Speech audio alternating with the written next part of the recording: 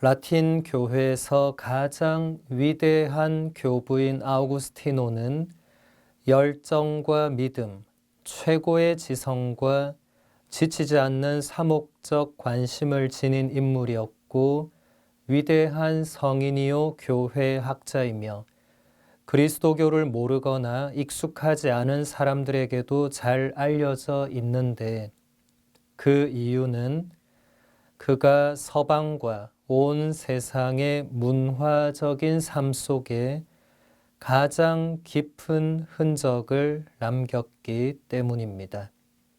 아우구스티노 성인은 395년부터 430년에 죽을 때까지 히포의 주교였습니다. 히포는 오늘날 알제리의 해안에 위치한 안나바라는 곳입니다. 제가 로마 유학을 할 때 다녔던 학교 이름이 아우구스티니아눔, 정확하게는 인스티투툼 파트리스티쿰 아우구스티니아눔, 그러니까 아우구스티노의 교부 연구기관, 이렇게 됩니다. 수많은 교부들 가운데 가장 위대한 교부로 손꼽히는 분이시기 때문에 온 세상에서 하나밖에 없는 교부학 전문 연구기관의 이름을 그냥 아우구스티니아눔, 그냥 아우구스티노의 그 연구기관이다, 이렇게 붙인 거죠. 아우구스티노 성인은 교부들 가운데 가장 많은 작품을 남긴 분입니다. 그 가운데에서 우리에게 가장 널리 알려진 고백록은 종교를 떠나서 현대에 이르기까지 문학사에서 유일한 모델이라고 할 수 있습니다.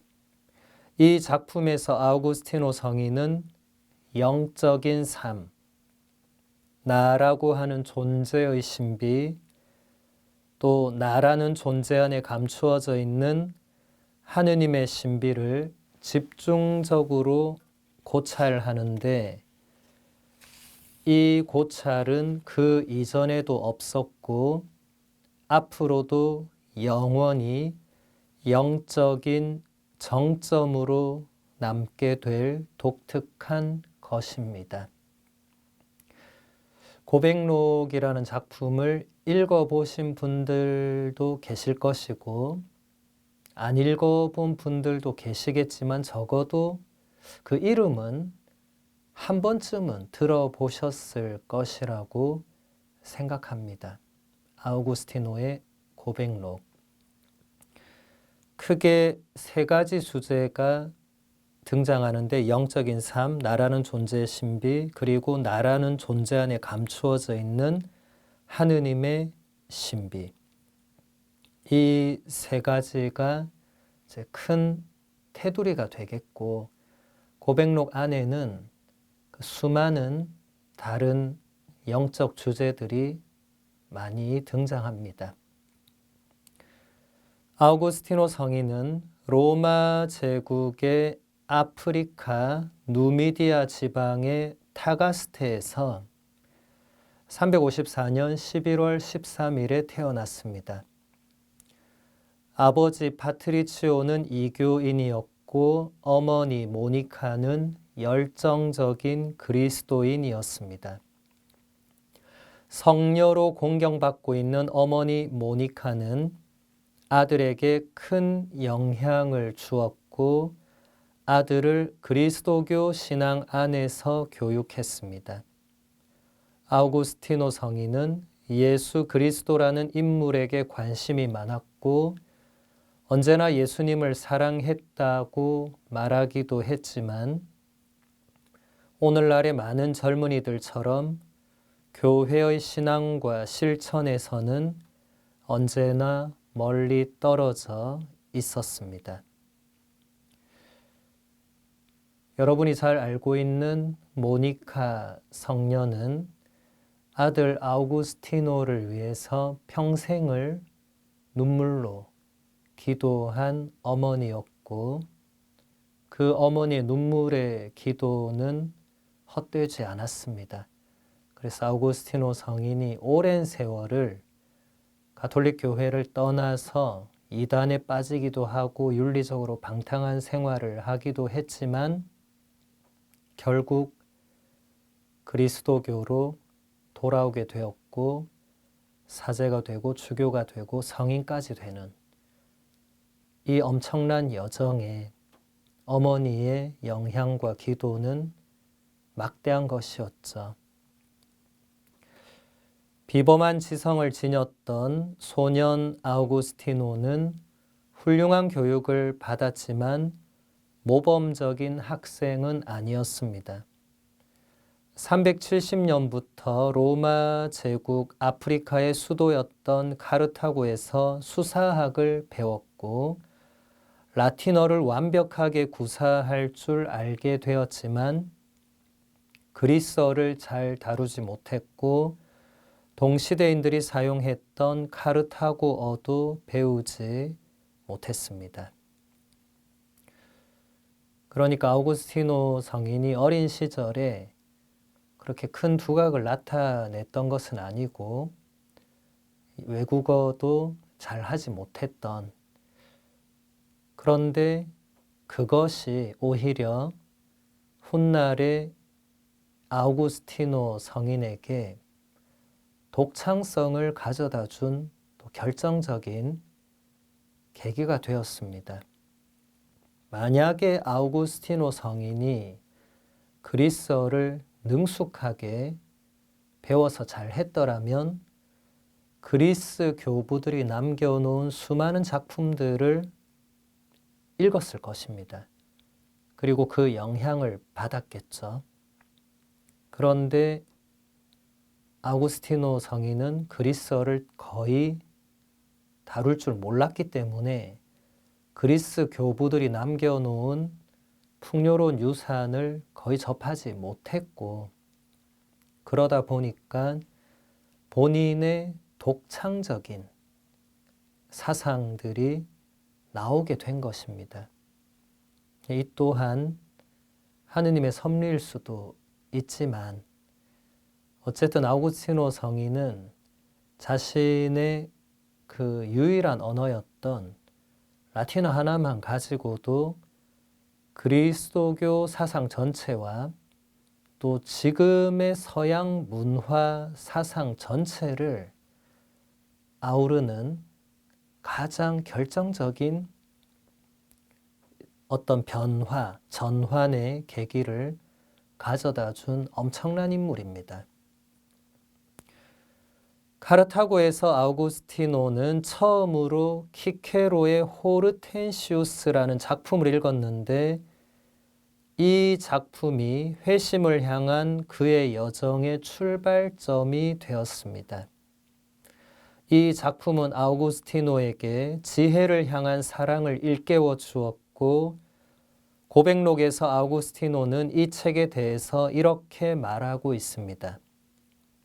이 책은 정말로 저의 사고방식을 바꾸어 놓았고 갑자기 저의 모든 헛된 희망이 가치를 잃어버렸으며 저의 마음은 불멸의 지혜를 추구하는 열망으로 타올랐습니다. 인생의 책 한 권, 다시 말해서 책 한 권이 인생을 바꾼다는 말이 있죠.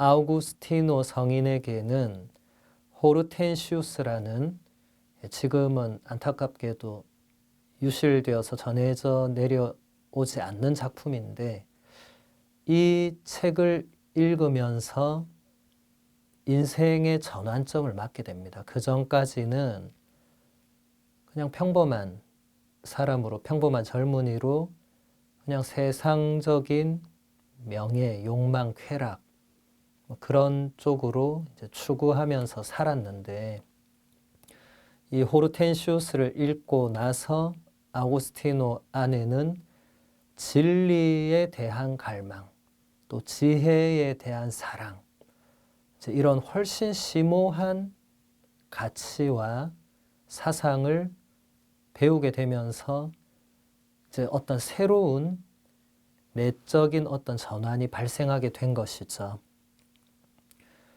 아우구스티노는 예수라는 존재 없이 진리를 확고하게 발견할 수 없다는 확신이 있었고, 키케로의 책에 예수라는 이름이 없었기 때문에 호르텐시우스를 다 읽고 난 뒤에 곧바로 성경을 읽기 시작했습니다.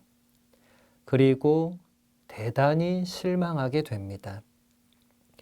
성경의 라틴어 번역이 잘 되어 있지 않았던 이유도 있었지만 성경의 내용도 아우구스티노에게는 만족스럽지 않았습니다. 그가 보기에 성경에 나오는 전쟁 이야기와 다른 여러 사건들 안에서 철학적인 깊이와 진리에 대한 탐구의 빛을 찾아볼 수가 없었기 때문입니다.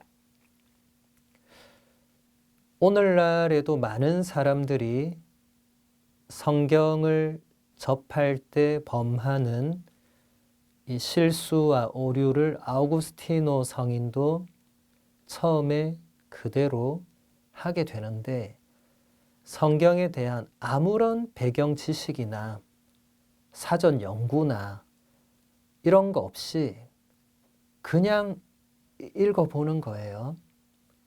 성경을 읽는 게 안 읽는 것보다야 물론 낫겠지만, 이렇게 아무런 준비 없이 아무런 공부 없이 그냥 읽다 보면 자기가 알고 있는 틀과 자신의 지적인 수준의 한계와 자신의 가치관과 이런 여러 그 한계와 틀 안에서 성경을 해석할 수밖에 없는 그런 오류에 빠지게 됩니다.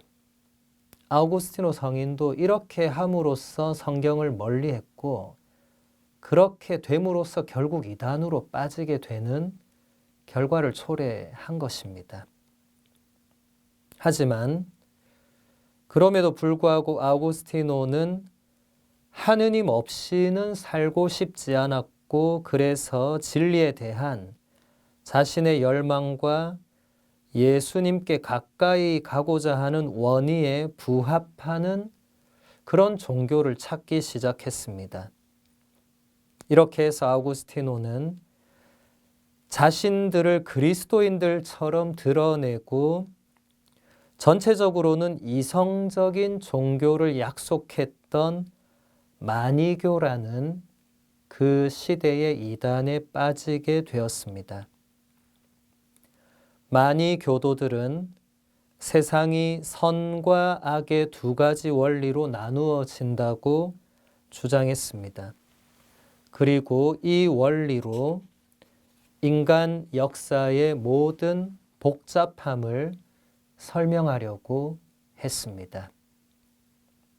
아우구스티노 성인이 비록 성경은 한번 읽어보고 멀리 했지만 그래도 하느님 없이는 살고 싶지 않았고, 진리에 대한 자신의 열망과 예수님께 가까이 가고자 하는 자신의 원의에 부합하는 종교를 찾았다.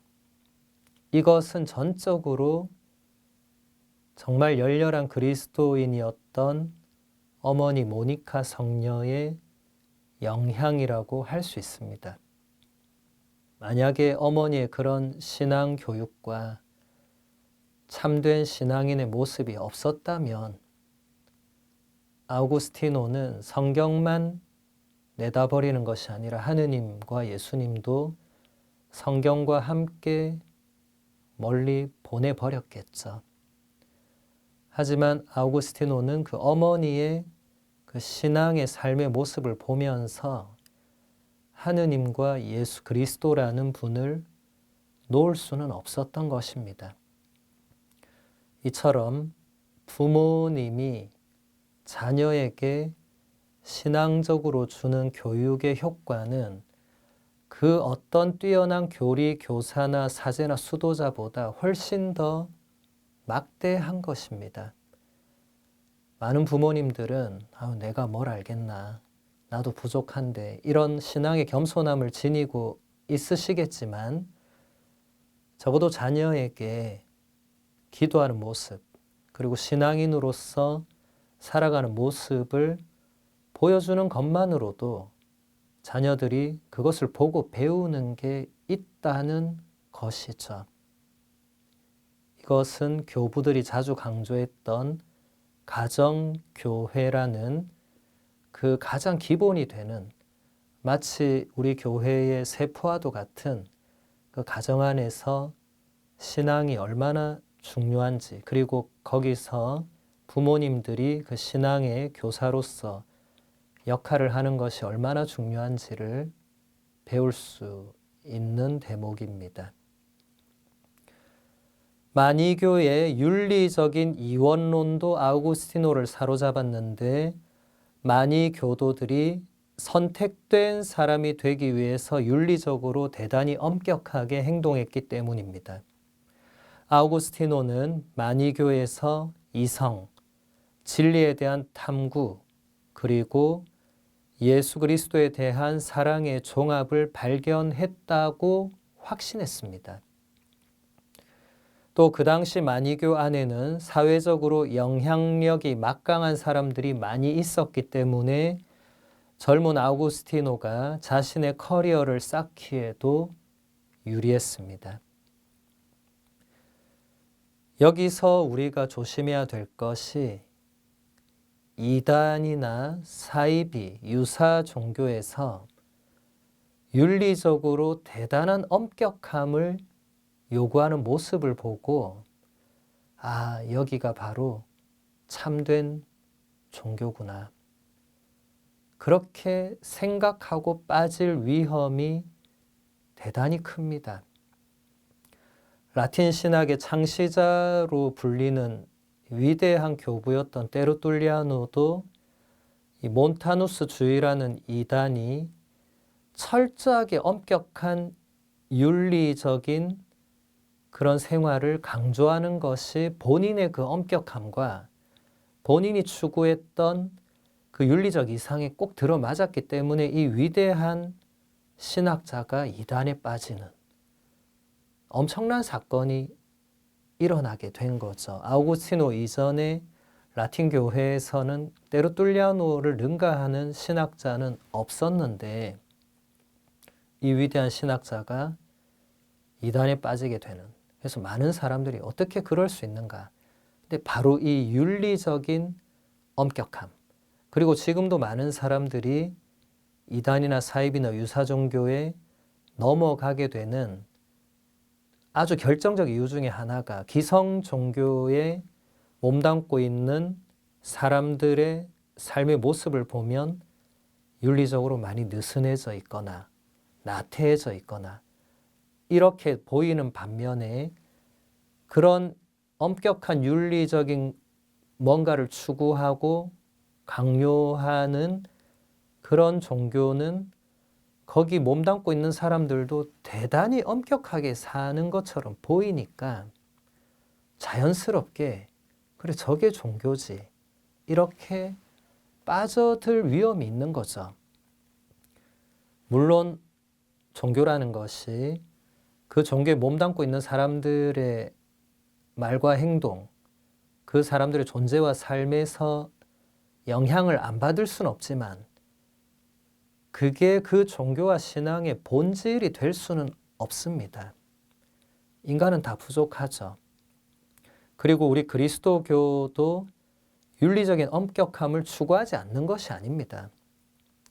그리고 어느 종교나 기본적으로는 당연히 윤리 도덕적으로 기본적인 그리고 엄격한 뭔가를 갖추도록 요청합니다.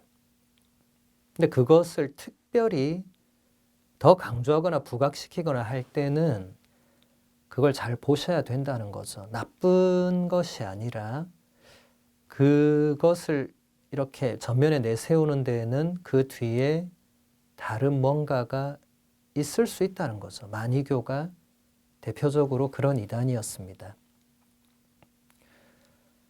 타가스테에서 문법 교사로 일하던 아우구스티노는 카르타고에서 유명한 수사학 교사가 되었습니다. 그때부터 아우구스티노는 마니교를 조금씩 멀리하게 되었는데 그가 가진 많은 의문들에 대해서 마니교가 답을 해주지 못하면서 지성적으로 점점 실망하게 되었기 때문입니다. 그 후에 아우구스티노는 로마로 갔다가 암브로시오 주교가 있는 밀라노로 가게 되었고 거기서 아우구스티노는 암브로시오 주교의 아름다운 강론들을 듣게 됩니다. 아우구스티노 성인은 거의 10년 가까이 마니교에 몸담고 있었거든요. 그런데 마니교를 결국 멀리하게 되었는데 그 이유는 이미 마니교 안에서 아우구스티노와 대화를 하거나 논쟁을 해서 아우구스티노를 능가할 만한 인물이 없었고 아우구스티노는 마니교를 공격하고 이런 게 아니었고 자신의 그 진리를 향한 간절한 열망, 지혜를 향한 그 타오르는 사랑, 이제 이런 것에 마니교의 교리가 맞지 않는 부분들에 대해서 뭔가 답을 요청했는데 마니교 지도자라는 사람들이 아우구스티노 성인이 보기에 전혀 엉뚱한 대답들, 완전 수준 낮은 대답들. 이제 그렇게 하니까 아우구스티노 성인이 조금씩 이상하다 이렇게 생각을 한 거죠. 그러다가 마니교에서 가장 지위가 높은 사람을 어떻게 만나게 되는데 아우구스티노는 그 사람을 만나면 이제 모든 자신의 그 궁금함, 그 다른 그 밑에 지도자들이 뭔가 대답해주지 못했던 그런 부분들을 그 최고 지도자급의 인물이 속 시원하게 다 알려줄 거라고 생각했지만 그 만남은 대단히 실망스럽게 끝나고 말았죠. 그 최고 지도자라는 사람도 아우구스티노가 만족할 만한 답변을 전혀 하지 못했습니다. 그렇게 해서 아우구스티노는 10년이나 몸담았던 이단에서 스스로 빠져나옵니다. 그리고 밀라노에서 암브로시오라는 출중한 주교님의 강론을 듣게 되죠. 아우구스티노는 암브로시오 주교의 강론에 매우 큰 매력을 느꼈는데 그 이유는 암브로시오 주교의 수사학 기법의 깊이뿐만 아니라 그 강론의 내용들 또한 매번 그의 마음을 감동시켰기 때문입니다. 아우구스티노에게는 수사학적 아름다움과 철학적 깊이가 전혀 없다고 여겨졌었던 구약 성경이 암브로시오 주교의 강론들 안에서 예형론적 해석을 통해 새롭게 다가오기 시작했습니다. 이를 통해 아우구스티노는 구약 성경 전체가 예수 그리스도를 향한 여정이라는 것을 깨달았습니다. 제가 교부 이야기를 하면서 여러 번 설명했던 성경의 예형론적 해석, 이것은 모든 교부들의 성경 해석의 가장 기본이 되는 기법이었습니다. 이것은 지금의 우리에게도 여전히 유효한 기준입니다. 구약 성경은 예형론적으로 읽어야만 합니다. 다시 말해서 구약 성경 안에서 예수 그리스도, 신약의 예수 그리스도를 미리 보여주는 사건, 인물, 표징, 그리고 구약에 나오는 모든 것들이 결국 신약에 가서 예수 그리스도에게서 궁극적으로 완성되는 이것이 있어야만 구약 성경에서 우리가 조금 이해하기 어려운 부분들, 난해한 부분들이 풀리게 되는 거죠. 이것을 암브로시오 주교가 매번 강론 때마다 멋지게 감동적으로 풀어냈고 아우구스티노는 그것을 제대로 알아들은 것입니다.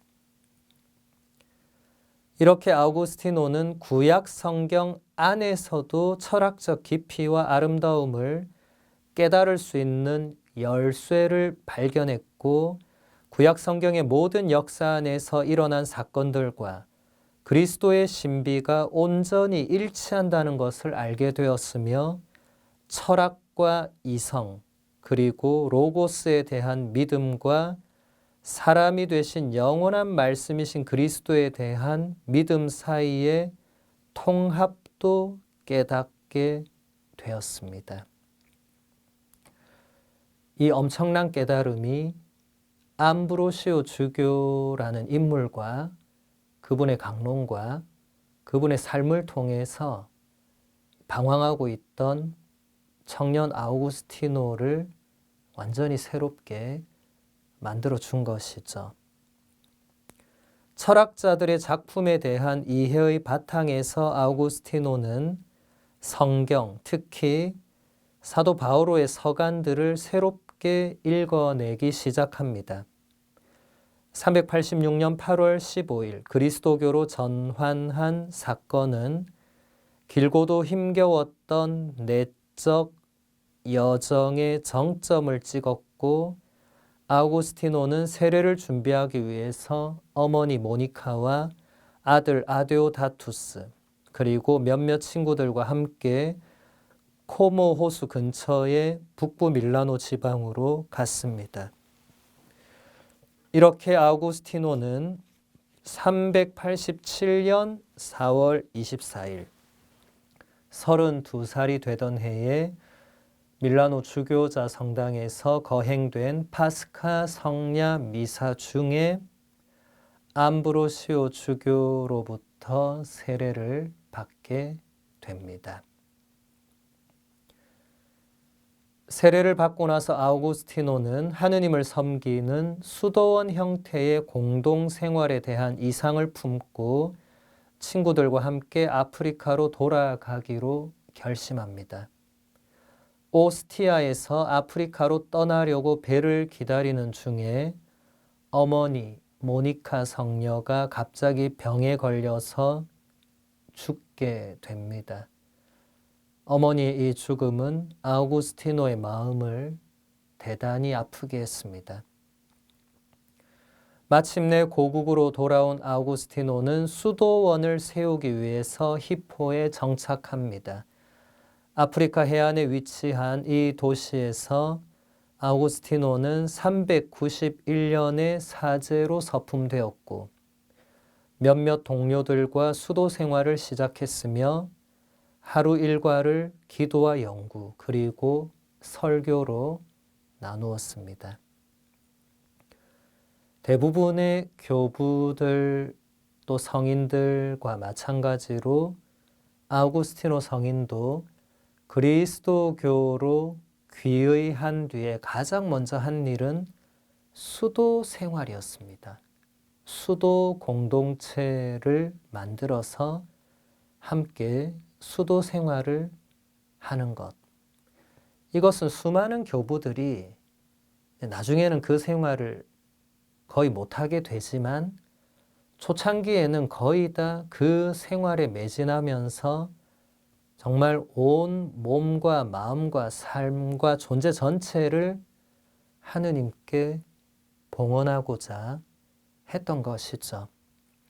그래서 지금 이 시대의 모든 수도자들은 교부들에게서 그 수도자들의 그 정신, 정말 그 시대에 제대로 지금과 같은 이렇게 완벽하게 갖추어진 공동수도원 형태가 없던 그 시절에 정말 그 초창기에 첫 마음을 그대로 지닌 그 수도자 정신, 그 수도 공동체의 마음, 이런 것들을 교부들을 통해서 배울 수가 있습니다. 교부들은 거의 대부분 수도자였고, 나중에 물론 사제나 주교가 되지만 거의 대부분 근본은 수도자였고, 교부들이 수도 규칙서를 쓰고, 아우구스티노 성인도 본인의 이름으로 된 수도 규칙서를 쓰죠. 바실료 성인도 그렇고 베네딕토 성인 마찬가지고. 그리고 수도 공동체를 직접 창설하기도 하고, 이렇게 수도 생활에 아버지들입니다. 베네딕토 성인과 파코미오 성인, 안토니오 성인, 이렇게 몇몇 분만 아버지가 아니라 사실 거의 대부분의 교부들이 수도 생활의 창시자, 아버지와 같은 존재들입니다. 그래서 지금도 모든 수도자들은 자신의 그 수도원의 그 이상에 따르는, 베네딕토회면 이제 베네딕토 성인을 따르고, 베네딕토 성인뿐만 아니라 다른 많은 교부들에게서도 지금도 유효한, 수도자들에게 꼭 필요한 뭔가를 교부들에게서 배울 수가 있습니다. 아우구스티노는 진리에 봉사하기 위해서 홀로 있기를 원했고, 사목자의 삶에 대한 부르심을 깨닫지 못했지만 나중에 가서는 자신을 향한 하느님의 부르심이 다른 사람들 사이에서 목자로 사는 것, 그렇게 해서 다른 사람들에게 진리의 선물을 제공하는 것임을 알게 되었습니다. 히포에서 사제품을 받은 지 4년 후에 아우구스티노는 주교로 축성됩니다. 성경과 그리스도교 전통에 관한 문헌들에 대한 연구에 전념하면서 아우구스티노는 지치지 않는 사목적 열성으로 모범적인 주교의 삶을 살아갑니다. 일주일에 몇 번씩 신자들에게 설교를 하고 가난한 이들과 고아들을 돌보아 주었으며 사제 양성 과정과 남녀 수도원을 조직하는 일들을 관리했습니다. 아우구스티노 성인이 자신의 성소를 식별하는 이 과정은 지금의 우리에게도 똑같이 적용되고 대단히 중요합니다. 아우구스티노 성인뿐만 아니라 대부분의 교부들은 조금 전에 말씀드린 것처럼 그냥 홀로 혹은 뜻을 같이 하는 몇몇 동료들과 함께 수도 생활을 하면서 하느님께 온전히 자신의 존재와 삶을 봉헌하려고 다 했는데, 점점 기도 안에서 자신의 내면에서 하느님께서 말씀하시는 그 음성에 귀를 기울이다 보니까 하느님께서 내가 수도자로 그래서 혼자 평생을 성경을 연구하고 침묵과 기도 안에서 생애를 보내고 하느님을 관상하는 그 기쁨을 누리고 이쪽이 아니고, 그런 것을 가지고 신자들에게 가서 신자들에게 하느님을 전하고 홀로 있는 것의 그 매력을 가르쳐주고 성경을 제대로 풀이해주고 이런 걸 해야 되는구나. 교부들은 이것을 원하지 않았습니다. 그렇지만 하느님께서 내가 그렇게 하기를 원하시는구나 라고 식별을 한 것이죠. 그리고 거의 대부분 하느님의 그 뜻을 받아들이고 따릅니다. 이것은 지금도 유효한 자신의 성소 식별입니다. 성소는 끊임없이 식별해야 합니다. 자신이 어떤 성소로 최종적으로 부르심을 받고 있고 하느님께서 내가 어떻게 살아가길 원하시는가를 올바르게 식별할 줄 알아야 됩니다. 오늘날 많은 젊은이들이 사제 성소와 수도 성소의 길을 가지 않죠. 애시당초 식별이란 것을 하지 않죠. 그냥 이 세상의 삶에 만족하고 그 안에 살려고 합니다. 그러면 하느님의 부르심이 이제 끊긴 것인가? 결코 그렇지 않죠. 하느님께서는 끊임없이 당신의 도구로 원하시는 사람을 부르십니다. 지금도 이 땅의 수많은 젊은이들, 또 뭐 꼭 젊은이가 아니더라도 하느님께서 도구로 사용하시길 원하는 분들을 부르고 계십니다. 하느님의 부르심을 우리가 올바로 제대로 식별해낼 수 있어야 합니다. 아우구스티노 성인도 젊은 시절에 대단히 방탕한 생활을 했고 이단에 10년이나 빠져 있었지만 하느님은 계속 아우구스티노를 부르고 계셨죠. 하느님의 부르심은 일시적이거나 몇 번 하고 멈추거나 이러지 않습니다. 끊임없이 우리를 하느님께로 부르십니다. 우리가 제대로 뭔가 식별을 해야 응답을 할 수 있겠죠. 아우구스티노 성인은 날마다 하느님을 신뢰하였고 이것은 그의 생의 마지막 순간까지 이어졌습니다. 반달족이 거의 석 달 동안이나 히포를 포위하고 있는 동안 아우구스티노는 열병에 걸려 들어 눕게 되었고 누워 있으면서도 벽에 참회의 시편들을 보고 읽을 수 있도록 붙여놓고 끊임없이 그 시편들을 읽고 기도하면서 눈물을 흘렸습니다. 이렇게 생의 마지막 순간들을 보낸 아우구스티노는 430년 8월 28일 76살이 채 되지 못한 나이로 세상을 떠나 하느님 품으로 가게 됩니다. 교회는 이날을 성인의 축일로 지내고 있고 하루 전날을 모니카 성녀의 축일로 지내고 있습니다. 아우구스티노 성인이 생의 마지막 순간에 이제 아무것도 할 수 없는 그 상태에 처했을 때 벽에 참회 시편을 적어서 붙여놓고 끊임없이 그 시편을 읊으면서 참회의 눈물을 흘리며 생을 마감했다는 이야기는 대단히 감동적이죠. 그렇게 생을 마감하는 사람이 얼마나 있겠는가. 자신의 그 지나온 삶의 그 수많은 시편 말씀을 인용하자면 머리카락보다 많은 죄악을 저지른 그 자신의 삶을 끊임없이 참회하고 또 참회하고 뉘우치고 또 뉘우치고 해야 하는 우리 인간의 여정인데 아우구스티노 성인은 그것을 마지막 순간에 이제 아무것도 할 수 없을 때조차도 벽에 붙여놓으면 눈으로는 볼 수 있잖아요.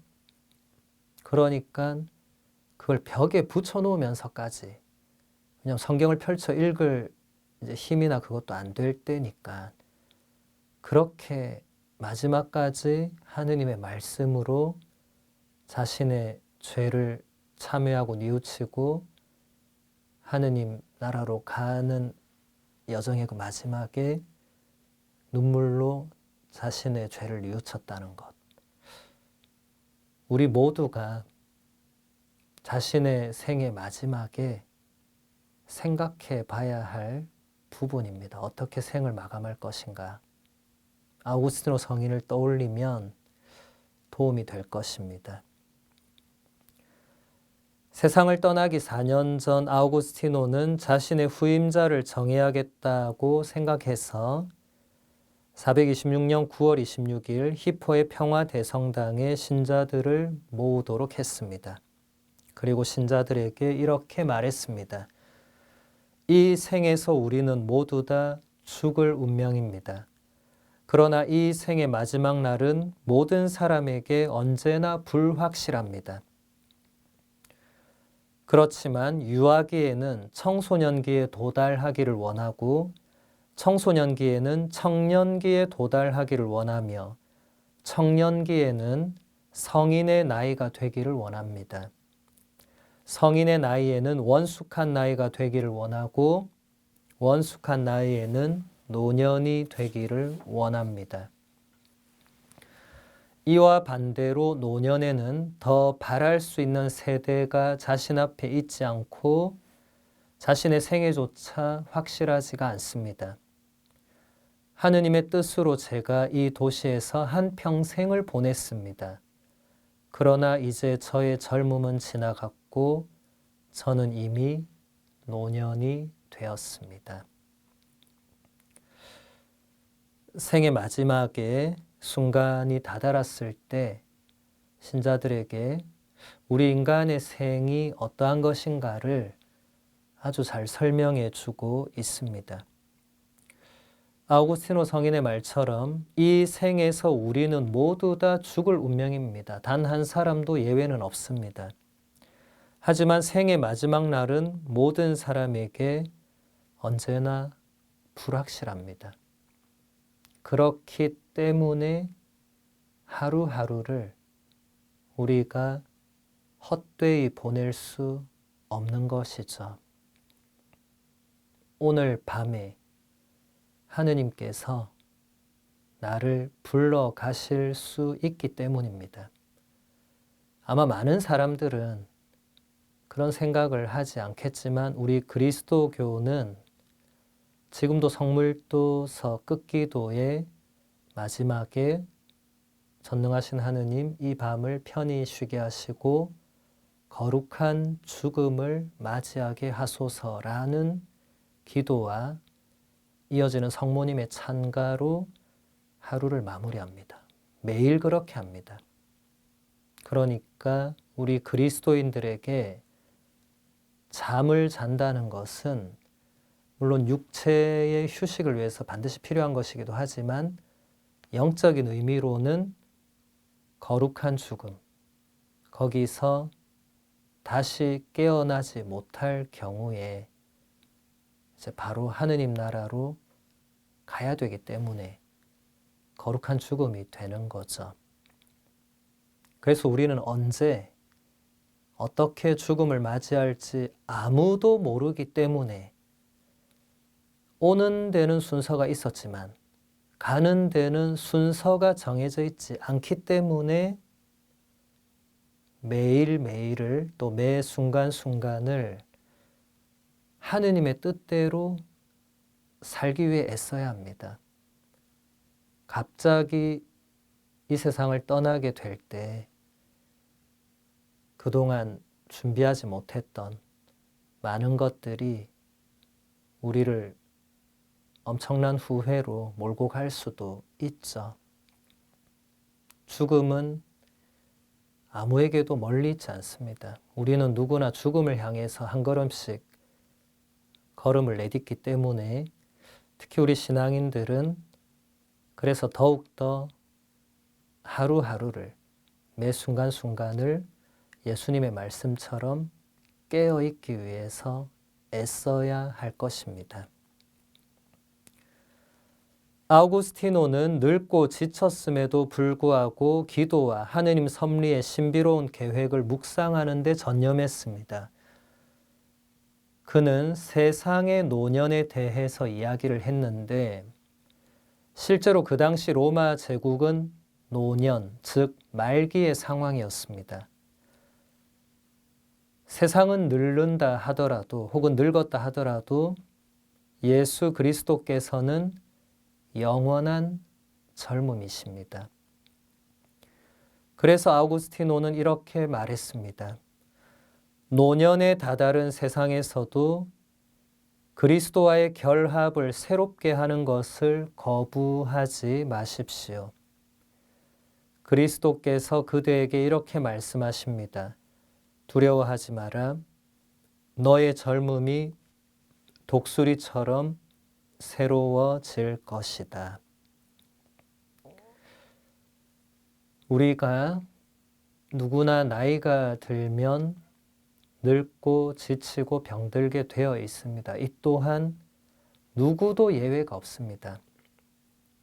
하지만 아우구스티노 성인은 그런 상태에서도 끊임없이 기도하면서 하느님 섭리의 신비로운 계획을 묵상하는 데 전념했고 그것을 자신의 작품에 남겼습니다.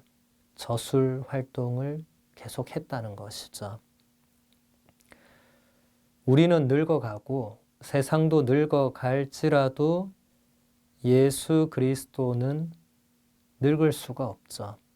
그분은 영원한 새로움이시죠. 그래서 우리가 아무리 힘들고 지쳐있고 병들었다 하더라도 예수 그리스도를 다시 만날 때 얼마든지 새로워질 수가 있습니다. 이것이 우리 그리스도교 신앙의 확신입니다.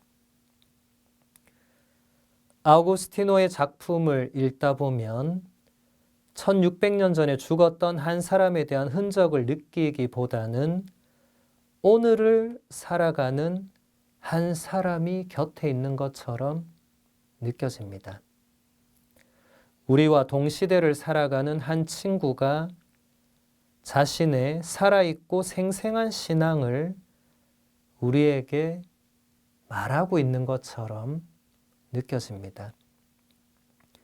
이 신앙은 어제 설교된 것이라 하더라도 어제의 것이 아니고 언제나 지금의 것임을 우리는 알 수 있습니다.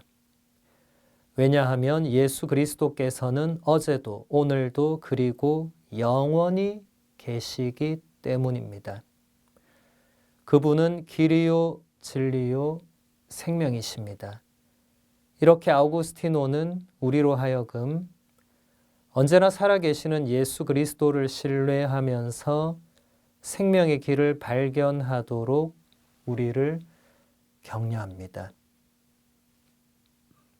우리가 아우구스티노 성인뿐만 아니라 교부들의 작품을 읽다 보면 옛날 사람이 옛날 이야기를 하고 있다 이런 느낌이 아니라 지금 이 시대에 어떻게 이렇게 꼭 필요한 내용을 어떻게 그 옛날에 이렇게 말하고 기록했을까 하는 그런 느낌을 받게 됩니다. 저만 그렇게 느끼는 것은 분명 아닐 것입니다. 교부들뿐만 아니라 그 이후에 우리 교회 안에 수많은 성인 성녀들도 비록 시대는 달랐지만 그분들의 삶과 우리에게 남겨주신 가르침과 말씀들, 작품들은 지금도 여전히 생생하고 유효합니다. 그래서 우리는 끊임없이 교부들과 성인 성녀들에게 새로 뭔가를 배울 수 있는데 그 가장 근본적인 이유는 바로 예수 그리스도께서 어제도 오늘도 그리고 영원히 계시는 그리고 영원히 새로운 분이시기 때문입니다. 회개라는 주제는 아우구스티노 개인의 삶에서 근본적인 것일 뿐만 아니라 우리에게도 그러합니다. 아우구스티노의 여정을 뒤따라가다 보면 회개가 무엇인지에 대해서 묵상해 볼 수 있습니다. 그것은 어떤 결정적이고 최종적인 것이며 우리의 온 생애에 걸쳐서 실현되어야 하고 발전되어야 하는 근본적인 결정입니다. 이것이 회개의 참된 의미이고 참된 성격입니다. 물론 회개를 여러 번 할 수 있습니다. 우리가 죄를 다시 반복해서 짓기 때문에 다시 뉘우치고 다시 뉘우치고 할 수 있는데 그런 금방금방의 이런 뉘우침이 회개의 본질은 아니고 본질적으로 회개는 이게 어떤 결정적인 뭔가가 되어서 그 이전의 나와 그 이후의 나는 완전히 달라지는 아우구스티노 성인의 그 회개의 결정적 전환점들을 보면 그 이전의 아우구스티노와 그 이후에 아우구스티노는 완전히 다르거든요. 정말 똑같은 사람이라고 믿기 어려울 정도로 다른 인생을 살아갑니다. 그것이 회개라는 것입니다. 그리고 이 회개는 온 생애에 걸쳐서 실현되어야 하고 또 발전되는 거다. 아우구스티노 성인의 삶을 보면 그 회개한 이후의 삶이 그냥 완전히 다른 인생 이게 아니고 점점 더 하느님 보시기에 좋은 방향, 하느님의 뜻에 맞는 방향으로 끊임없이 발전해 나가는 그런 모습을 볼 수 있습니다. 다른 성인 성녀들도 마찬가지고 그래서 우리도 그렇게 되어야 한다는 것이죠. 예수님께서 쟁기에 손을 얹고 뒤를 돌아보는 자는 하느님 나라에 합당하지 않다고 말씀하신 것처럼 회개했다고 하면서 혹은 실제로 회개를 했는데 은근슬쩍 다시 예전의 나로 또는 예전에 내가 즐겼던 그런 악습들을 되찾는 방향으로 구약의 이스라엘 백성들이 정말 홍해 바다를 기적적으로 건너서 탈출해서 광야로 갔는데 끊임없이 다시 이집트 노예 생활을 그리워했던 것처럼 그렇게 된다면 그것은 참된 회개가 될 수 없다는 것입니다. 아우구스티노의 생애에서 결정적인 주제는 신앙과 이성입니다. 어린 시절부터 아우구스티노는 어머니 모니카로부터 가톨릭 신앙을 배웠습니다. 그러나 청소년 시절부터 그는 이 신앙을 내버렸는데 그 안에서 이성적인 것을 더 이상 발견하지 못했고 아우구스티노에게는 이성적인 표현인 진리가 아닌 종교를 원하지 않았기 때문입니다. 진리에 대한 아우구스티노의 갈망은 대단히 깊었고 그 갈망이 그로 하여금 가톨릭 신앙으로부터 멀어지게 만든 것입니다. 그러나 사실 아우구스티노의 이 갈망은 진리 자체에 도달하지 못했던, 그래서 하느님에게까지 나아가지 못했던 그 당시 철학들에 만족할 수 없었기 때문에 깊어진 것이었습니다. 아마 오늘날에도 수많은 젊은이들이 교회를 떠나 있고 부모님으로부터 물려받은 가톨릭 신앙을 내버린 채 살아가고 있는데 많은 경우에 아우구스티노와 비슷한 케이스일 수가 있습니다. 자신이 추구하는 뭔가가 있겠죠. 그것이 진리든 행복이든 그 무엇이든 어떤 이상과 가치를 그리스도교 안에서 본인이 발견하지 못하면서 본인이 나가버리는 그 안에 진리의 무수한 보화가 있고 행복을 주는 유일한 셈이 있고 이런 것을 전혀 모르는 상태에서 제대로 알려고 하지도 않고 배워보려고 하지도 않고 아 여기는 아니구나 하고 그냥 돌아서서 나가는 것이죠. 대단히 안타까운 일이죠. 모니카 성녀는 아들이 그렇게 하는 것을 보고 끊임없이 아들의 회개와 다시 그리스도교로 돌아올 것을 끊임없이 타이르고 요청하면서 아들을 위해서 눈물로 기도했습니다. 지금 이 시대의 많은 부모님들이 가톨릭 신앙을 떠나 있는 자녀들을 위해서 그렇게 눈물로 기도하고 끊임없이 자녀들이 다시 예수 그리스도에게 돌아오도록 애쓰고 있는지 생각해 봐야 될 부분입니다. 신적인 존재가 단순히 우주의 기원일 것이라는 가정이 아니라 참된 신이라면 그 신적인 존재는 우리에게 생명을 주고 우리의 삶 속에 들어와야 합니다. 아우구스티노의 모든 지적 그리고 영적 여정은 오늘날에도 신앙과 이성의 관계 안에서 가치 있는 모델을 제공해 줍니다. 신앙과 이성의 관계는 믿는 이들뿐만 아니라 진리를 찾고 있는 모든 사람에게 인간 존재의 운명과 균형을 위한 중심 주제입니다. 신앙과 이성이라는 두 가지 차원은 분리해서는 안 되고 대립되어서도 안 되며 오히려 언제나 함께 가야 하는 것입니다. 아우구스티노 성인을 비롯한 많은 교부들이 이것을 잘 설명해 놓았습니다. 이미 오래전에.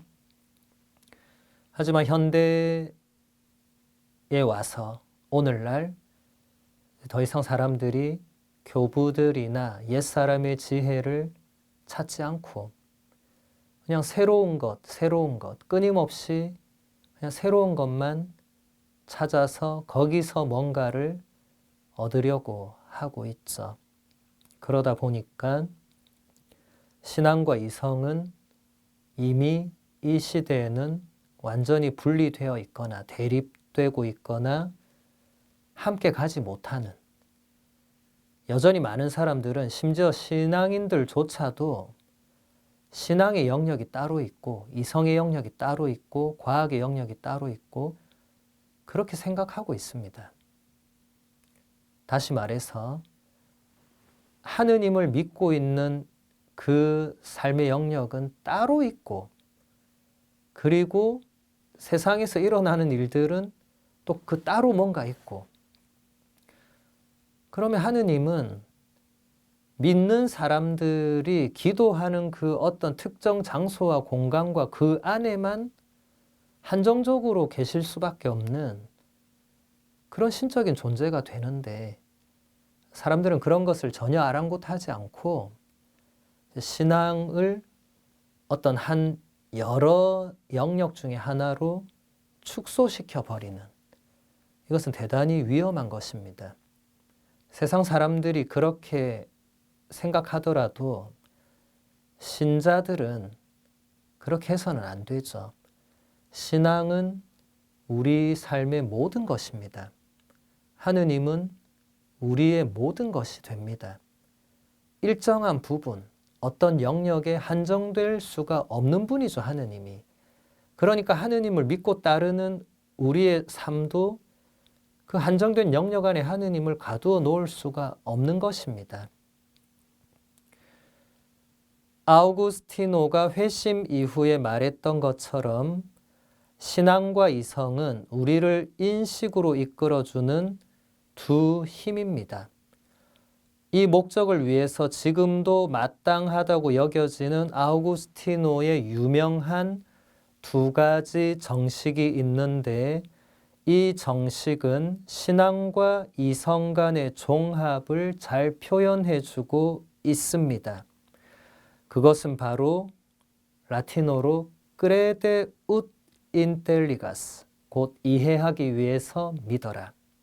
다시 말해서 믿음은 진리의 문을 통과하기 위한 길을 열어준다는 것입니다.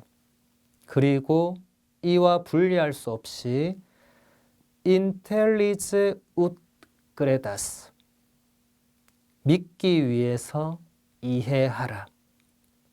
이것은 하느님을 발견하고 믿을 수 있도록 진리를 탐구하라는 것입니다.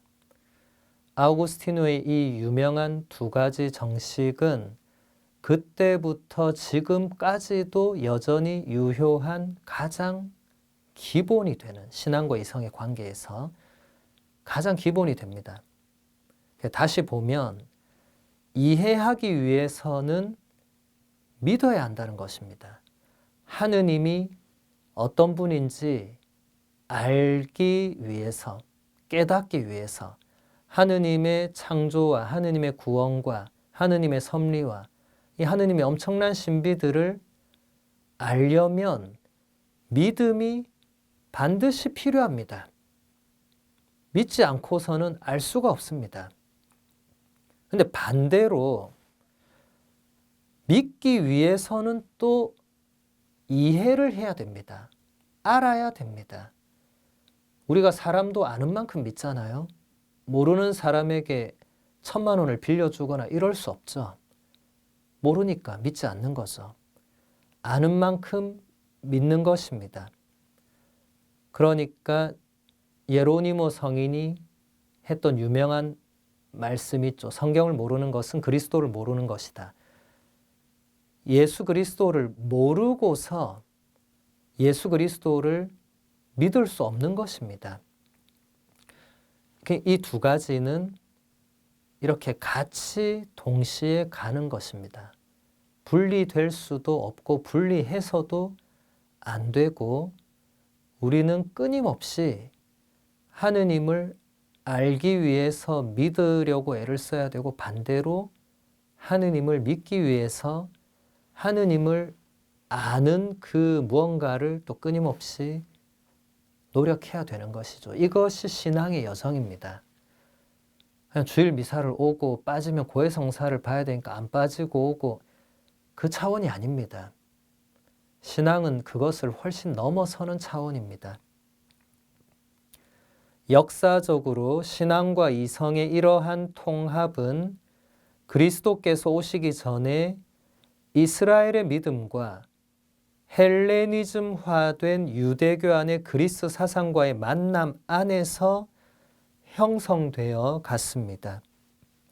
그 이후에 역사 안에서 이 통합은 수많은 그리스도교 사상가들에 의해서 재편되고 발전되었습니다.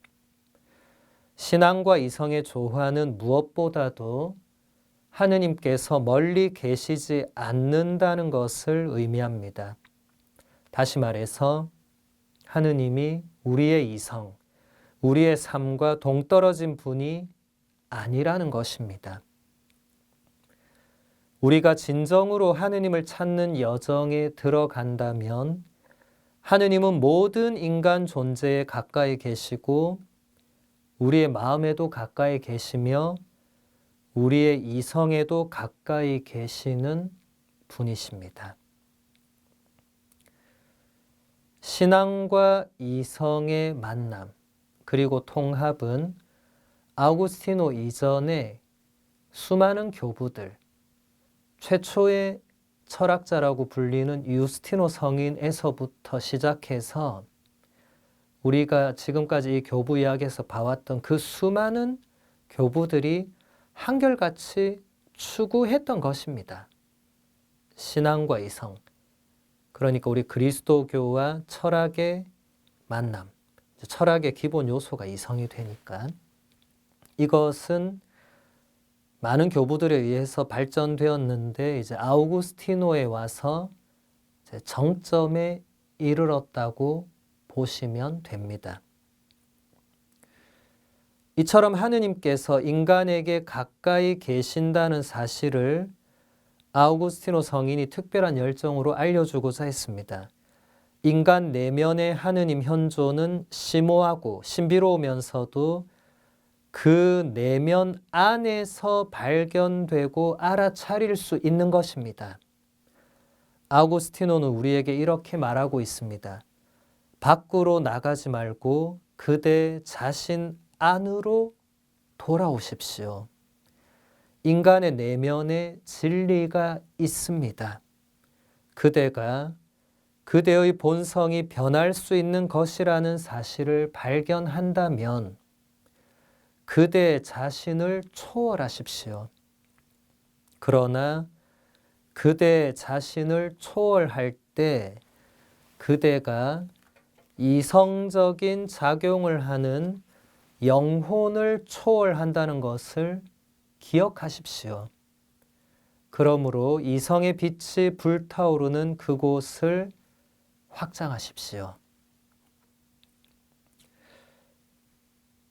인간의 내면의 하느님 현존, 이것이 아우구스티노의 고백록뿐만 아니라 아우구스티노가 모든 작품들을 통해서 한결같이 설명하고자 했던 가장 주된 내용이었고 다른 교부들에게도 마찬가지입니다. 우리 마음속에 우리 인간 존재의 그 내면 깊숙한 곳에 하느님이 현존하신다는 거죠.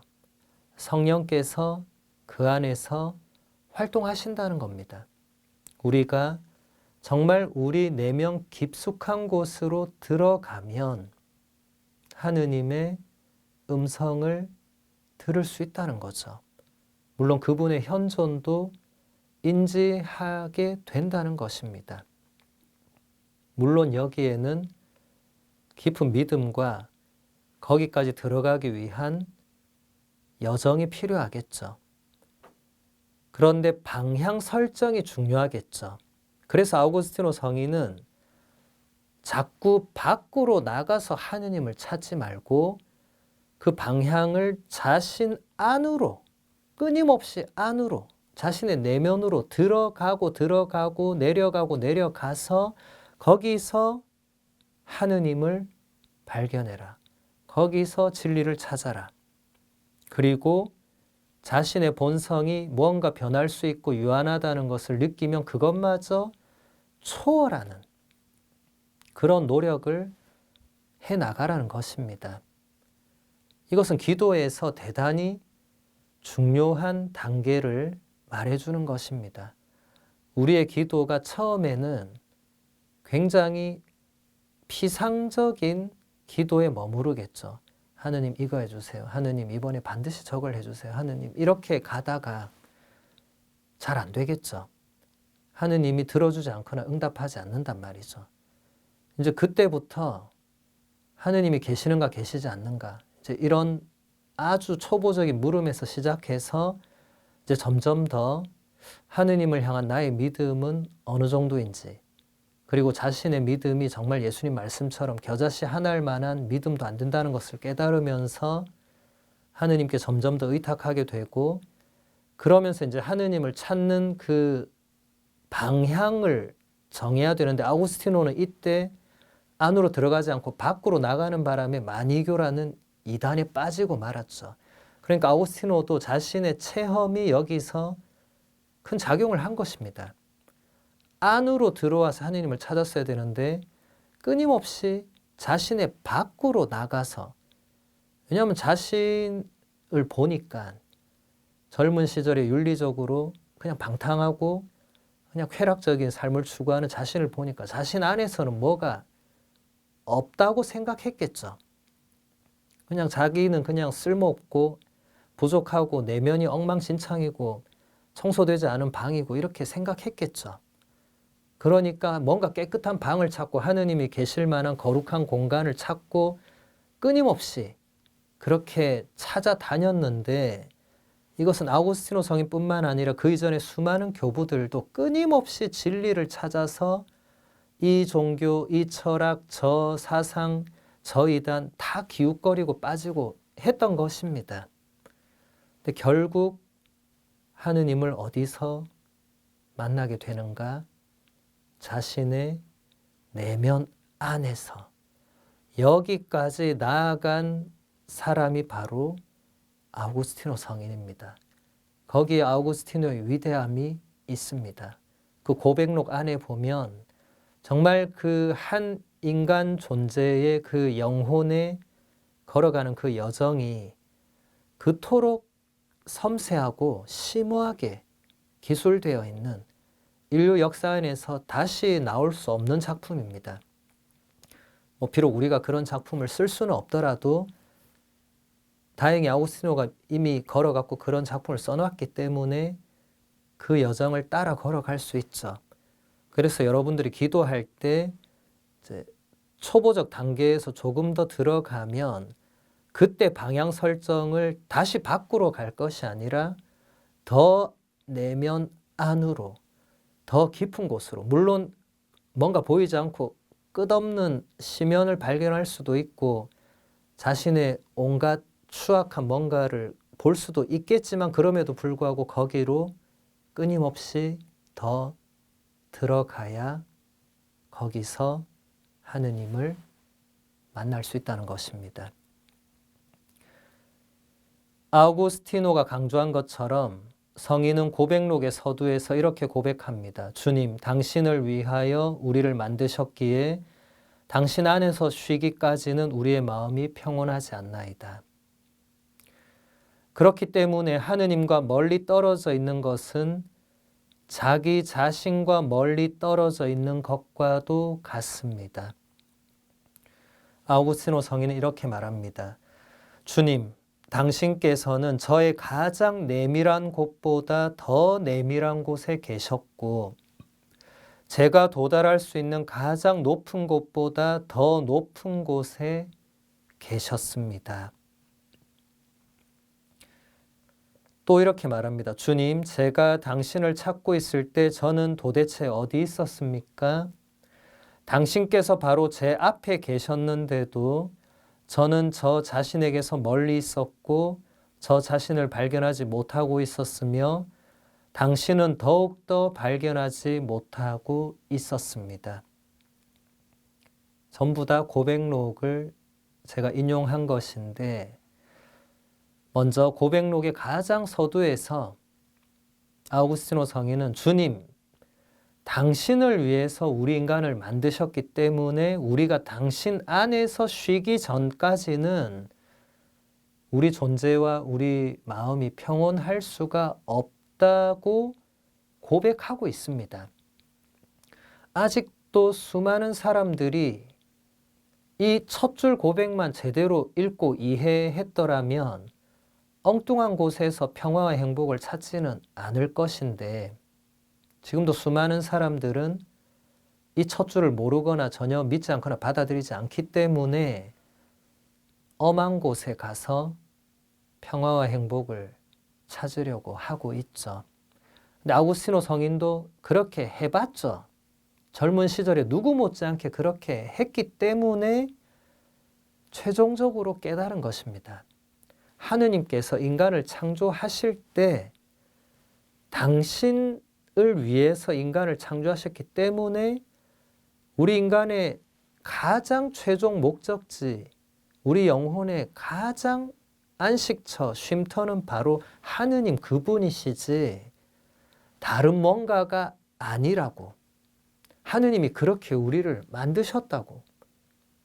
그것을 깨달은 사람이 이렇게 책을 남겨놓았는데 안타깝게도 많은 사람들이 이 책을 읽지 않거나 읽으면서도 이런 내용을 제대로 이해하지 못하거나 받아들이지 못하는 것이죠. 주님께서는 저의 가장 내밀한 곳보다 더 내밀한 곳에 계셨고 가장 높은 곳보다 더 높은 곳에 계셨다. 이게 굉장히 수사학적인 기법인데 라틴어로 인테리오르 인티모 메오, 그러니까 나의 가장 그 내면 깊은 곳, 그보다 더 깊은 내면 안에 주님이 계셨고 또 et superior summo meo, 그러니까 가장 내가 도달할 수 있는 그 높은 곳을 넘어서는 곳. 하느님은 우리 인간의 내면 가장 깊숙한 곳에도 계시는 분이시지만 그와 동시에 가장 높은, 그러니까 우리가 상상할 수 있는 그 모든 것을 초월해 계시는 분이기도 하다. 이것은 지금도 여전히 우리 신학에서 그대로 받아들여지고 있는 하느님의 중요한 속성입니다. 초월성과 내재성을 동시에 지니고 계신 분이시죠. 그러니까 우리는 우리 내면 가장 깊은 곳에서도 하느님을 발견할 수 있고, 그런데 거기서만 발견하는 게 아니라 이 모든 것을 초월한 영역에 계시는 하느님도 언젠가 만날 수 있겠죠. 그래서 아우구스티노 성인은 끊임없이 진리를 찾았는데 찾지 못했잖아요. 세상의 모든 철학과 종교를 다 뒤졌는데도 결국 찾아내지 못했습니다. 그런데 가만히 그 여정을 자기가 돌아보니까 주님께서 항상 본인의 옆에 계셨는데도 자신이 멀리 있었고 자신을 발견하지 못했고 하느님도 발견하지 못했다. 그래서 하느님과 멀리 떨어져 있는 것은 자기 자신과 멀리 떨어져 있는 것과도 같습니다. 이것은 아우구스티노에게만 유효한 어떤 특별한 진리가 아니라 진리는 모든 사람에게 보편적인 것이죠. 지금 우리에게도 여전히 유효합니다.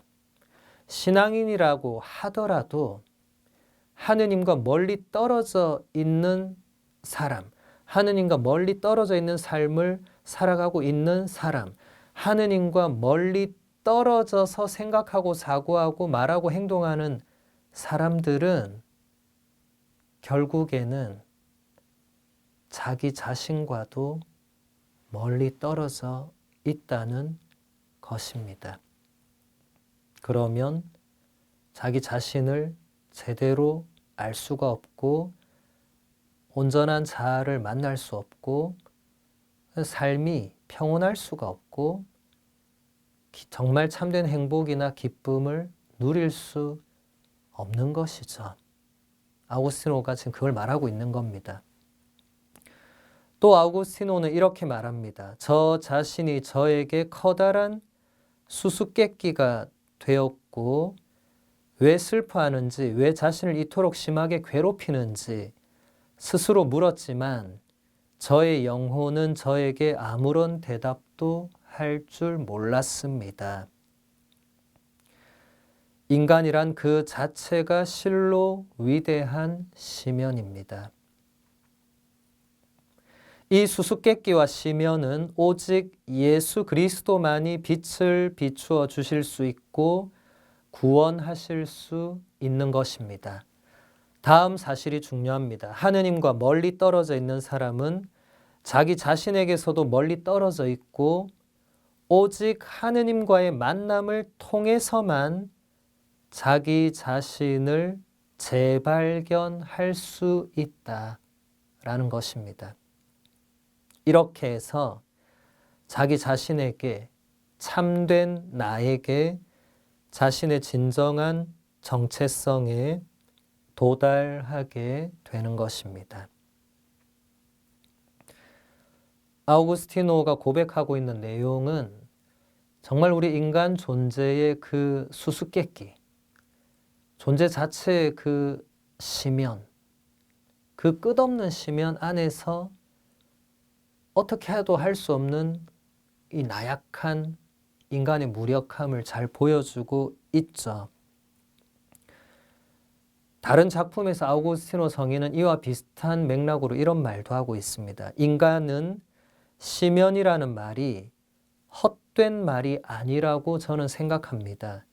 인간에게는 바닥을 알 수 없는 깊이가 있습니다. 그 시면이 자리 잡은 본인조차도 알지 못하는 깊이입니다. 아우구스티노 성인이 찾아낸 이 진리를 우리에게도 적용시킨다면 우리 모두는 각자가 자신도 알지 못하는 그 내면의 깊이가 있다는 겁니다. 내면 깊숙한 곳이 있고 대부분의 사람들은 거기까지 못 내려가거나 안 내려가거나 해서 죽을 때까지 참된 자아를 만나지 못하고 진정한 자신을 알지 못하고 자신이 누구인지를 참으로 알지 못하고 그냥 죽을 수밖에 없는 그런 운명에 빠지는 사람들이 많다는 거죠. 이 깊이는 하느님과 멀리 떨어져서는 결코 도달할 수 없겠죠. 하느님을 찾아 나가면서 자신 안에 있는 그 하느님이 심어 놓으신 그 깊숙한 곳도 발견할 수 있다는 것입니다. 하느님 없이는 우리는 존재의 심연 앞에서 아무것도 할 수 없는 나약한 인간입니다. 하지만 하느님과 함께 우리는 그 존재의 심연 앞에서 그 존재의 심연까지도 하느님께서 우리 안에 그렇게 만들어 놓으셨고 거기서 우리가 하느님을 만날 수 있는 특별한 장소가 된다는 것을 깨닫게 되는 거죠. 아우구스티노가 강조하는 바와 같이 인간은 본성으로 사회적이며 하느님과 인간 사이의 유일한 중개자이신 예수 그리스도에 의해서 구원받았습니다. 예수 그리스도라는 자유와 구원의 보편적인 길을 벗어나게 되면 인간은 언제나 부족할 뿐입니다.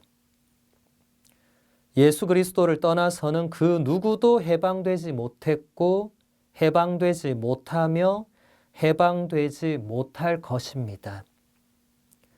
구원의 유일한 중개자이신 한 예수 그리스도는 교회의 머리이시고 교회와 신비롭게 결합되어 계시며 아우구스티노의 관점으로는 우리는 그리스도로 변화됩니다. 사실 그분께서 머리이시라면 우리는 그분의 지체이고 인간 전체가 그분이고 우리입니다. 아우구스티노 성인의 작품 신국론의 한 부분을 제가 인용했는데 예수 그리스도를 떠나서는 그 누구도 해방되지 못했고 해방되지 못하며 해방되지 못할 것이다. 이것은 지금도 유효한 말입니다. 예수 그리스도를 떠나서는 예수 그리스도 없이는 누구도 자기 스스로의 힘만으로 참으로 그 모든 것에서 모든 속박과 구속과 자신의 내면에 있는 끊임없는 그 나약함, 비참함, 한계에서 해방되어서 온전한 자유를 누리는 것은 불가능하다. 예수 그리스도 없이 그렇게 노력했던 많은 사람들이 인류 역사 안에 있어 왔지만 아무도 참으로 해방되지 못했다는 것입니다. 앞으로도 못할 거라는 이야기죠.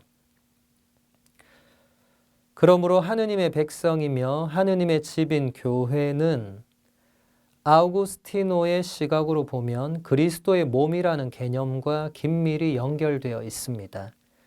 교회는 구약 성경을 그리스도론적으로 다시 읽는 것 위에 세워졌고 주님께서 당신의 몸을 우리에게 주시어 우리가 당신의 몸으로 변화되는 성체 성사를 중심으로 하는 성사적인 삶 위에 세워졌습니다. 그러므로 교회는 사회적인 의미가 아니라 그리스도론적인 의미로 하느님의 백성이며 참으로 그리스도 안에 들어 있습니다.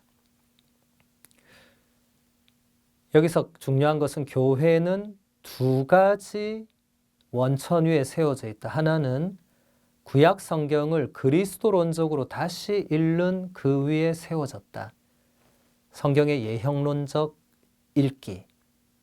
그렇게 읽은 그 성경 위에 그리고 예수님께서 당신의 몸을 친히 우리에게 주시어 우리가 당신의 몸으로 변화되는 성사를 중심으로 하는 성사적 삶 위에 그러니까 말씀과 성사라는 두 원천, 다른 말로 하면 성경과 성전이라는 두 원천 위에 교회는 세워져 있고 지금도 이 두 가지 원천으로 교회는 이루어져 가는 것입니다.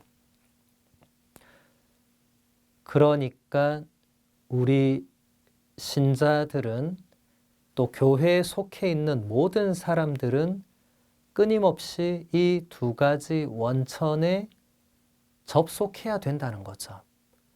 둘 중에 하나라도 소홀히 하거나 둘 중에 하나라도 끊어지거나 단절된다면 교회가 지속될 수가 없는 것입니다.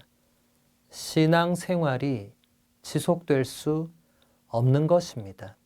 본인은 지속한다고 생각하더라도 그게 아니라는 것이죠. 이것을 아우구스티노 성인이 다음과 같이 아름답게 표현하고 있습니다. 그리스도께서는 우리를 위하여 기도하시고 우리 안에서 기도하시며 우리의 기도를 받으십니다. 우리의 사제로서 우리를 위하여 기도하시고 우리의 머리로서 우리 안에서 기도하시며 우리의 하느님으로서 우리의 기도를 받으십니다.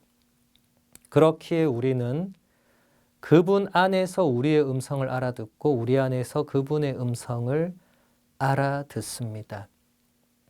그리스도론적으로 굉장히 중요한 표현인데 예수 그리스도는 하느님과 인간 사이의 유일한 중개자로서 우리를 위해서 끊임없이 하느님께 기도하시고 그리고 또 우리 안에서 우리는 예수 그리스도를 머리로 하는 한 몸, 그리스도의 신비체인 교회를 이루고 있으므로 우리들 안에서도 기도하시고 또 예수 그리스도는 하느님과 똑같은 분으로서 우리의 기도를 받으시는 분이기도 하다. 이 엄청난 예수 그리스도에 관한 이 신학을 아우구스티노 성인이 좀 간결하게 잘 풀어주고 있습니다. 고백록에서 가장 아름답고 가장 유명한 아우구스티노의 기도에서 그리스도 자신이 바로 참된 하느님이시며 인간이 발견하고자 하는 진리이심이 드러납니다. 늦게야 당신을 사랑했습니다. 이토록 오래되고 이토록 새로운 아름다움이시여 늦게야 당신을 사랑했습니다. 보십시오. 당신께서는 안에 계셨고 저는 밖에 있었는데 저는 거기서 당신을 찾고 있었고 당신께서 만드신 아름다운 것들 속으로 제가 추루하게 쑤시고 들어갔었습니다. 당신께서는 저와 함께 계셨건만 저는 당신과 함께 있지 않았습니다. 당신 안에 존재하지 않았더라면 아예 존재조차 하지 않았을 것들이 저를 당신께로부터 멀리 붙들어 놓고 있었습니다. 당신께서 저를 부르시고 소리 지르시고 저의 어두운 귀를 뚫어 놓으셨고 당신께서 비추시고 밝히시어 저의 눈머름을 몰아내셨으며 당신께서 향기를 풍기셨기에 저는 숨을 깊이 들이키고서 당신이 그리워 숨가쁘며 당신을 맛보고 나니 줄이고 목마르며 당신께서 저를 만져주시고 나니 저는 당신의 평화가 그리워 불타올랐습니다. 너무나 아름다운 고백이고 기도입니다. 정말 고백록 안에는 이 아우구스티노 성인의 이 아름다운 내면에서 있는 그대로 나오는 하느님을 향한 인간의 이 기도, 청원, 탄원 이런 모든 것들이 그 안에 다 있습니다. 마치 구약 성경의 시편 안에 그런 모든 요소가 다 있는 것처럼 고백록도 그렇습니다. 이렇게 아우구스티노는 하느님을 만났고 자신의 온 생애를 통해서 예수라는 한 인격을 만나는 경험을 하면서 삶이 변화되었습니다. 교황 베네딕토 16세의 첫 번째 회칙 하느님은 사랑이십니다의 1항에서 베네딕토 교황님은 이렇게 말씀하셨죠. 그리스도인이 된다는 것은 윤리적인 선택이나 고결한 생각의 결과가 아니라 삶의 새로운 시야와 결정적인 방향을 제시하는 한 사건, 한 사람을 만나는 것입니다. 바로 아우구스티노 성인이 자신의 온 생애를 통해서 예수라는 한 사건, 한 인물, 한 인격을 만나는 경험을 하면서 삶이 완전히 변화되었죠. 우리도 똑같습니다. 아우구스티노 성인만 혹은 교부들만 혹은 성인 성녀들만 그렇게 되는 것이 아니라 우리도 이미 세례를 통해서 이미 그렇게 되었고 그것을 조금씩 알아가는, 깨달아가는 여정 안에 있습니다. 그래서 이 신앙의 이 힘겨운 여정을 걷고 있는 우리 모두에게 아우구스티노 성인의 고백록은 정말 좋은 지침서가 될 것이기 때문에 꼭 한번 읽어보시기를 바라고, 한글로도 영어로도 다 번역이 되어 있으니까. 그리고 아우구스티노 성인의 다른 작품들도 지금 성념 대사님이 아주 많이 번역 출간을 해 놓으셔서 신국론이나 그리스도교 교양 여러 가지 작품들이 한글로 많이 있습니다. 물론 영어로는 모든 작품들이 다 있습니다. 그래서 여러분들이 얼마든지 읽으실 수 있습니다. 오늘 아우구스티노 성인은 여기서 마무리하고 장제명 신부의 교부 이야기도 여기서 마무리하도록 하겠습니다. 그동안 함께해 주신 모든 분들과 또 시청해 주신 모든 분들께 진심으로 감사드립니다.